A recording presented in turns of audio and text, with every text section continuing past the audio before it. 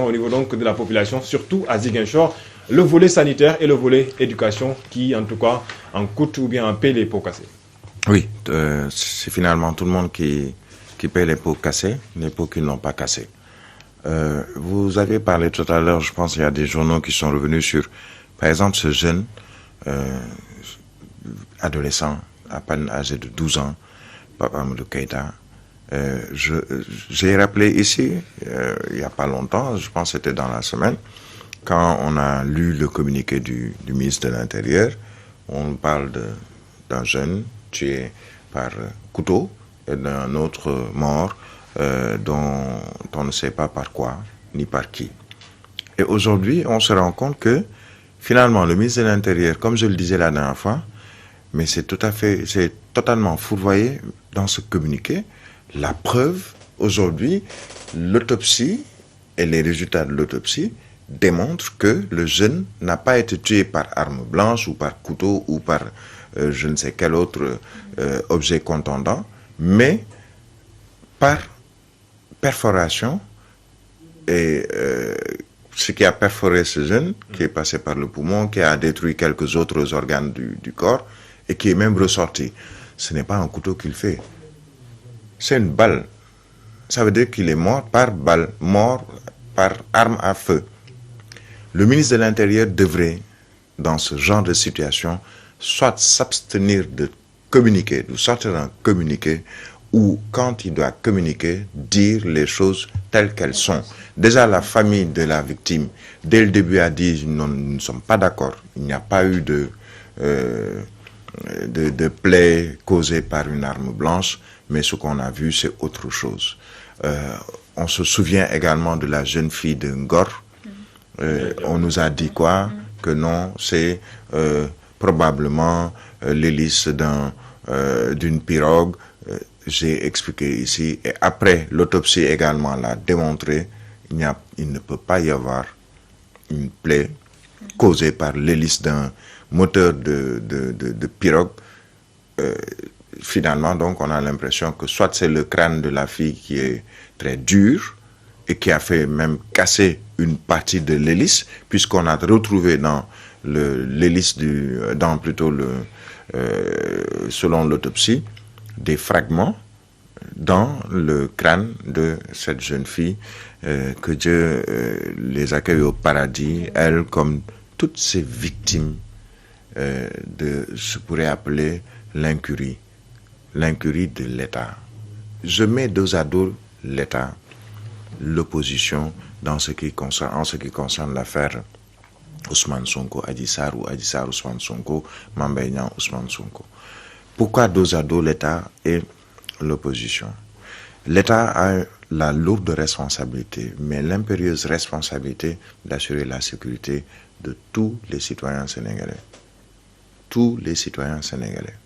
Pas seulement au Sénégal, mais même ceux qui sont à l'étranger, les citoyens de la diaspora, l'État a l'impérieuse nécessité d'assurer leur sécurité à travers, par exemple, pour ceux qui sont dans la diaspora, les consulats, les ambassades, qui veillent à ce que ces Sénégalais de la diaspora soient dans des conditions au moins assez bonnes.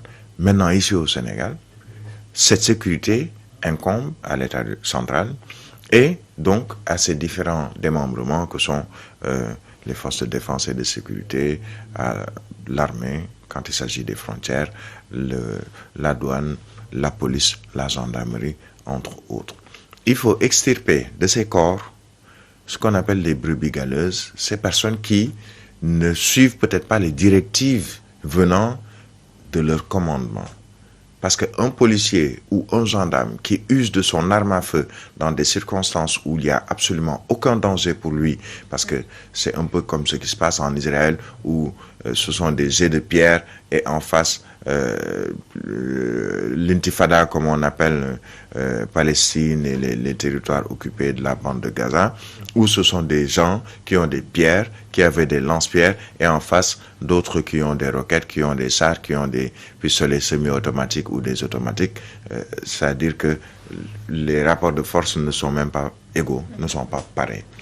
L'État a l'impérieuse nécessité donc de revoir ceux qui sont dans ces différents corps, puisque de manière générale, on a d'excellents policiers, on a d'excellents gendarmes, on a d'excellents militaires. Pratiquement tous ceux qui sont des corps habillés, que ce soit la gendarmerie, la police, l'armée, les militaires, les paramilitaires, on a d'excellents hommes qui sont même appelés sur beaucoup de théâtres d'opération à travers le monde. Mais il y a toujours, comme je le répète, même dans notre corporation, des personnes qui se veulent des oraux, qui font ce qu'ils veulent ou ce qu'elles veulent quand il s'agit de ces personnes-là. Et, conséquence, on se retrouve avec des morts d'hommes, des gens qui n'avaient absolument rien à... peut-être qui n'étaient même pas censés être là-bas, qui n'étaient même pas censés se blesser, qu'on retrouve morts tout simplement parce qu'il y a eu, au-delà des zones de tenue, peut-être d'autres personnes qui se sont greffées dans ces manifestations et qui sont peut-être armées. Qui sont ces autres personnes? Il faut que l'État, de manière très sérieuse, ouvre des enquêtes. Mais surtout que ces enquêtes puissent aboutir. 14 personnes ont été tuées il y a 2 ans. Il y a des enquêtes sans suite. On se souvient de l'affaire de Didier Badji et Fulbert Sambou. Mais avant Sambou et l'autre, mais il y a eu 14 victimes 14, en 2021. Effectivement, mars. On a parlé d'ouverture d'enquête. On a parlé d'autopsie, on a parlé.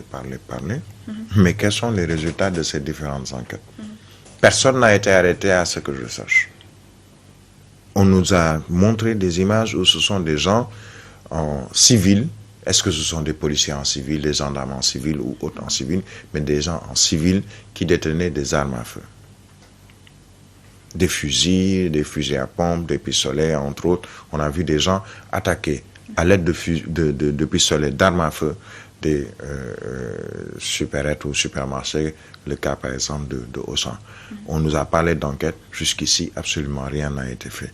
Si aujourd'hui les établissements scolaires, l'inspection d'académie par exemple de Sédhiou décide que le meilleur moyen de sauvegarder, de préserver les élèves ou l'ensemble du corps professoral également à Sédhiou, c'est de vaquer, ou plutôt une vacance forcée, même si c'est pour quelques jours, parce qu'on craint les manifestations et surtout le corollaire. Un gosse qui a 12 ans, c'est un élève. La fille qui a 15 ans, c'est une gamine. C'est-à-dire, ce sont des gens qui ne sont même pas censés être dans les manifestations. Manifester, pourquoi? Parce que, tout simplement, ils ne savent même pas de quoi il en retourne dans ces manifestations. Quel est l'objet de ces manifestations?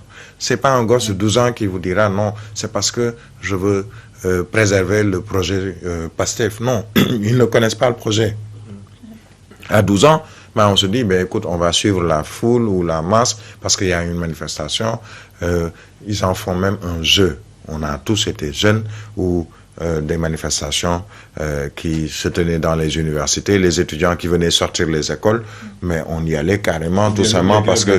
Oui, ce sont des grèves parce qu'on a envie juste d'avoir un petit moment où on sort, où on balance des pierres sans même avoir un objectif. On peut prendre une pierre, lancer et quelquefois même ça tombe sur un autre camarade élève. Parce qu'on n'avait aucun objectif, il y avait absolument... C'est juste de la théorie des foules où il suffit qu'il y ait une personne qui court pour que tout le monde court derrière cette personne sans savoir le pourquoi. Il suffit qu'il y ait une personne qui lance une pierre pour que tout le monde prenne une pierre et lance sans même savoir pourquoi. Mais ça, c'est normal, c'est un peu dans l'ADN des êtres humains. Mais que l'État doit prendre sa responsabilité dans cette affaire, ça, je pense, le ministre de l'Intérieur, dans un autre pays, je suis désolé de le dire, aurait tout simplement démissionné. Pas autre chose.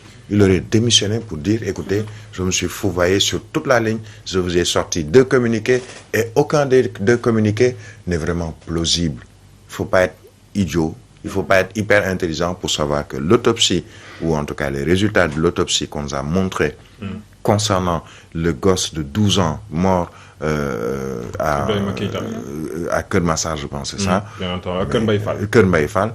Mais je suis désolé, ce n'est pas un couteau, ce n'est pas du paaka du jaasi. Fatalement correct, il faut dire la réalité.